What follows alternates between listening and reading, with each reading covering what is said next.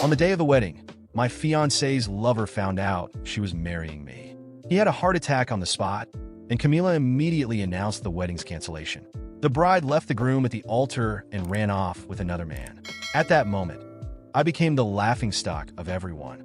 The guests pointed fingers at me, accusing me of being cruel and calling me a murderer. Despite that, I didn't care at all about their opinion. However, even Camila lashed out at me in anger. Why couldn't it have been you who got sick? Deeply hurt, I threw my wedding outfit into the trash and made a phone call. I'll accept the transfer to headquarters. After Camila left, the guests I had graciously invited gathered around me. Their tone was mocking. If you've done something wrong, you should admit it. Apologize to Felipe, or I won't recognize you as a friend anymore. Since the wedding didn't happen, return all the gifts I brought. This is such bad luck. Their malice was blatant, yet I didn't feel an ounce of pain. Ignoring them, I walked straight out of the wedding venue and tossed my tuxedo into the trash. The wedding had been held on a mountainside where few cars passed by. I walked barefoot on the road. Suddenly, Camila called. As soon as I picked up, she began to berate me. I hid this so well from Felipe. Why did you let it slip and make him find out? She was right. She had hidden everything perfectly. The wedding location was a desolate mountain. Everything had been kept simple. She hadn't invited her friends or family, only mine. Even so, the venue felt empty. Not hearing me respond, her tone sharpened. Felipe didn't even approve of this wedding to begin with, and now it's all ruined. This is your fault. After finding out, there's no way we can get married. Hearing this, I sneered. What is he to you? Your mother or your father? Do you need his permission to get married? Her voice faltered at my retort. After a long pause, she spoke again, pretending to be generous. Fine. Just apologize to Felipe. If he forgives you, maybe we can still go through with the wedding. No need, I said coldly. She was taken aback by my words. What do you mean, no need? Camila scoffed, incredulous. Are you saying you don't want to get married? Don't be ridiculous. I couldn't blame her disbelief. After all, we had been together for 7 years, and I had proposed to Camila 6 times. Until she accepted, marriage had seemed like my obsession. I opened my mouth to say something more, but before I could, I heard Felipe's voice on the other end of the call. Camila, did you tell him you wanted to get married? Camila quickly denied it. No, I would never marry him. The next moment, the call ended, leaving me cast aside like nothing. Suddenly, rain poured down, drenching me completely. The cold water snapped me awake. My obsession with marriage had finally turned into nothing. When I returned home, I was feverish and my throat burned as if on fire. I took some medicine and fell into a hazy sleep. In my daze, I seemed to see Camila. She gently touched my cheek, her expression completely different from the anger she had shown at the wedding. When I sat up, she handed me a bag of luxury goods. Even though the wedding didn't happen, you should still have a ring. I opened the bag and found the receipt still inside. It was newly purchased, so she had never planned anything for the wedding. I took the ring and slid it onto my finger. Then I raised my hand in front of her. With a slight tilt, the ring slipped off my finger and fell lightly to the ground. Is this Felipe's size? I asked, staring at her without a change in my expression. Hearing my words, a flicker of unease crossed Camila's face. Then, as if trying to cover her tracks, she retorted, maybe the designer got the wrong size I mentioned. I'll have it redone. Clicking my tongue, I replied casually, no need. It no longer mattered. Seeing my indifferent attitude, her brows furrowed tightly. Leonardo, how much longer are you going to act like this? She snapped. I was trying to have a civil discussion with you, but look at your pathetic attitude. Let me inform you now, because of his health, Felipe will be staying at our house. Apparently, her rambling only had one goal, to make Felipe stay in our marital home. I didn't want to argue anymore. After a nod, I turned and went to my room. Seeing my silence, she assumed I had given in. Good thing I was smart enough not to put your name on the property deed. Otherwise, who knows how messy this would get, she muttered as I walked away. Later that night, while Camila was lying beside me, Felipe called her. I'm not used to being alone in the hospital. It's uncomfortable, he said. Hearing his voice, she immediately got up, ready to leave. At that moment, my phone also rang. It was my mother. Leonardo, happy birthday, she said warmly. Her voice was loud enough for Camila to hear. Instantly, Camila froze mid-step, her expression stiffening. Today is your birthday? She asked. Why didn't you tell me earlier? But before I could answer, Felipe's crying voice interrupted again on her call. After a moment of hesitation, she turned and walked out. I'll be back later, she said. Watching her resolute figure disappear, I felt no emotion. I simply said into the phone, "Thanks, Mom. I'm coming home. Home. My real home." There was a long pause on the other end of the line. Finally, my mom replied, "That's good. No matter what, I support you." She didn't ask why I suddenly wasn't getting married. She knew me well enough to understand that I wasn't impulsive. There had to be a reason. Camila didn't come back that night. The next day, I booked a plane ticket and went to the office to finalize my resignation. By the time I returned to the apartment, it was the middle of the night. When I entered the door code, it repeatedly showed an error. Frustrated, I called Camila several times, but she didn't answer. Desperation led me to kick the door several times. Finally, after a long wait, the door opened. The moment she saw me, she launched into a tirade. "I just got Felipe to sleep, and now you've woken him up with your racket." I ignored her scolding and asked coldly, "You changed the password?" Camila's face was marked by a mix of disdain and exhaustion. She looked like someone who hadn't slept for days, yet her tone was full of contempt. "Yes, I changed the password. Felipe needs to rest, and you, Leonardo, only bring chaos to this house." I took a deep breath, feeling the knot in my throat tighten. There was something cold inside me now, something I no longer tried to hide. "So, this is your house now?" I asked, forcing a calm I didn't feel. "Where do I stand in your life, Camila?" She rolled her eyes, impatient. "Don't start. I'm done arguing with you.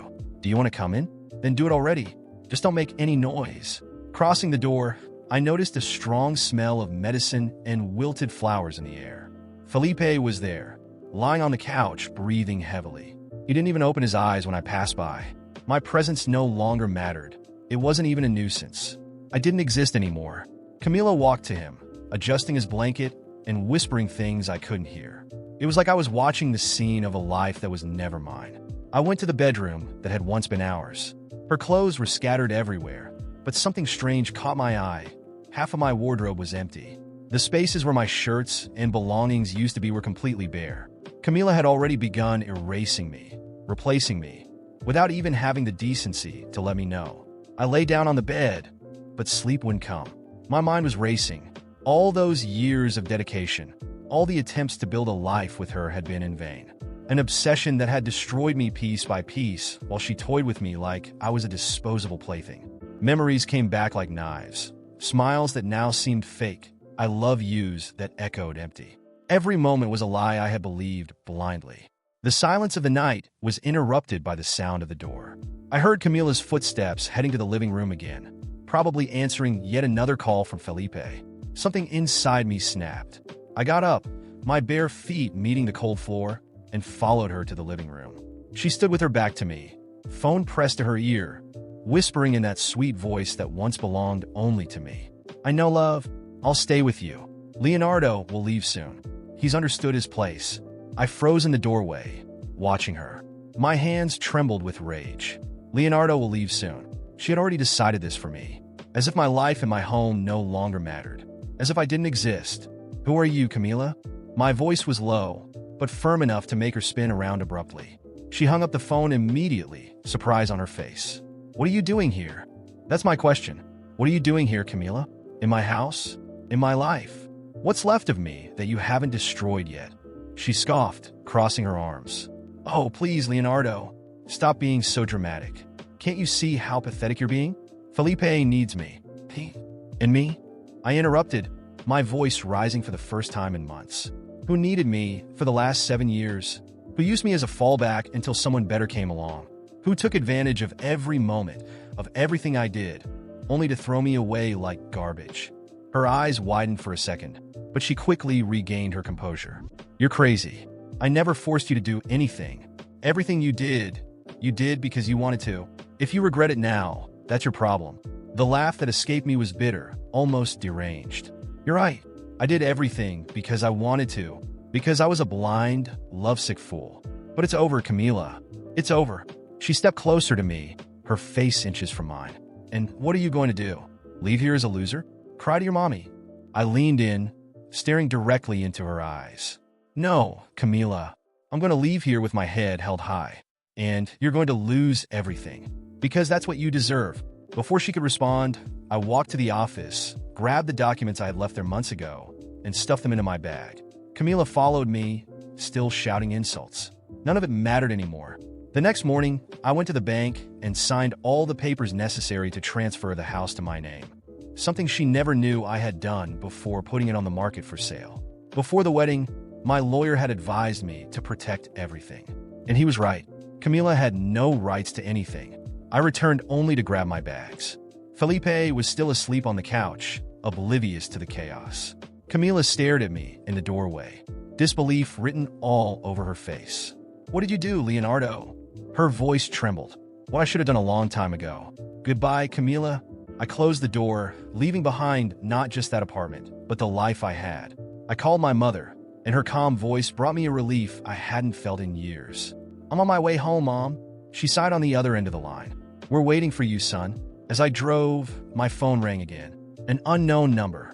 I answered, and a firm voice spoke. "Mr. Leonardo, this is the hospital. Felipe's condition has worsened, and Ms. Camila listed you as the emergency contact." I braked suddenly, my heart pounding. Part of me wanted to hang up and move on. But another part, the part still seeking closure, knew I needed to see how far this would go. "I'm on my way," I replied, emotionless. I didn't know what awaited me at the hospital. One thing was certain, this wasn't over yet, and I wouldn't leave this story without leaving my mark. I arrived at the hospital, still carrying the weight of the past few hours. The corridor was cold, dimly lit, with that typical smell of medicine and disinfectant. A nurse guided me to the reception desk, where the attendant informed me that Felipe was in the intensive care unit. The scene felt like a half-finished nightmare. Me being called to solve a problem that wasn't mine. "Is Camila here?" I asked, more out of curiosity than any real desire to see her. "She left a while ago," the nurse replied indifferently. Of course, when things got tough, Camila ran. That's what she always did. I walked up to the glass of the ICU and saw Felipe lying in the bed, frail, with tubes and machines attached to his body. For the first time, I didn't feel anger. I felt pity. Felipe, the man who had torn my life apart, was unrecognizable, like a boy in need of help. Irony. The one who had humiliated me and robbed me of my trust now depended on my mercy. The doctor approached, adjusting her glasses. "His condition is critical. Camila left instructions, but we haven't been able to contact her. You're the only listed emergency contact." I took a deep breath, keeping my emotions in check. "So, doctor, what happens now?" "He needs to be transferred to a larger hospital or placed under home care, but someone has to sign the paperwork and cover the costs." Silence filled the corridor. Home care? Costs? Camila was throwing another burden onto me, trusting that I, as always, would clean up her mess. But not this time. "I can't help," I replied firmly. "My relationship with him is non-existent. If Camila doesn't show up, find another contact." The doctor looked at me in surprise, but didn't argue. For the first time, I wasn't there to fix everything. I wasn't the man who would jump in to save her world anymore. I left the hospital feeling something strange. Relief. It was as if I'd finally broken free of the chains binding me to that story. Yet the feeling was temporary. I knew Camila would come back, that somehow she'd try to pull me back into that cycle. Days later, I got a call from my lawyer. The house had been sold, and the transfer of funds was complete. I now had a healthy bank account, a new job waiting for me at company headquarters, and a plane ticket to a future that was finally mine alone. But, as expected, Camila sought me out. She showed up at my parents' house on the day I was packing my bags. "Can we talk?"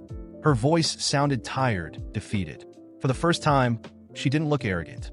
I crossed my arms, staring at her calmly. "About what, Camila?" She hesitated, maybe because she knew she wouldn't control this conversation. "About Felipe and about us. He's in bad shape, Leonardo. He needs help. And you know, deep down, that I need you too. I need you." Words that would have shattered me once. Now they felt empty. I smirked bitterly. "No, Camila, you don't need me. You need someone to carry the weight of your choices." Her eyes widened, maybe surprised by the coldness in my tone. "How can you be so heartless? I know I messed up, but what?" I cut her off mercilessly. "You threw away 7 years of my life. You lied to me, mocked everything I gave you. Now you just want me to fix the mess you made." She took a deep breath, trying to regain her composure. "I don't want to argue. I just wanted to think about Felipe. He'll die if he doesn't get help, and you know it." I stepped closer to her, my gaze unwavering. "You had choices, Camila. You had everything in your hands, and you destroyed it. Don't put this on me. If Felipe dies, that's not my fault. Maybe he made the same bad choices you did. She looked at me as if she didn't recognize me anymore. Who are you? Someone who finally woke up. I took a deep breath, feeling relief in saying what I'd held back for so long. Now leave. My life has no room for you anymore. Camila opened her mouth to respond, but stopped herself. She turned and walked away. I watched her disappear down the dirt road leading from my parents' house. For the first time, I felt that the cycle had been broken. Months later, I was in my new job in a new city. My life was finally simple, organized, without shadows of the past. One Friday afternoon, my mother called. "Leonardo, did you see the news?" "No. What happened?" She hesitated for a moment before continuing. "Felipe died. Camila's on the news. It seems his debts were enormous. She's lost everything, even the house they lived in." A silence stretched between us. I didn't feel joy, but I didn't feel sadness either. It was simply the inevitable result of so many bad choices. "That's a shame," I replied sincerely. "She tried to contact you," my mother added, sounding worried. "But I didn't give her your number." "Thank you, Mom." There's nothing left to say. I hung up the phone and looked out the window of my apartment. The city was alive, full of movement. A new life stretched before me, clean, free of ghosts. Camila had fallen into the hole she dug for herself, and I would no longer extend my hand.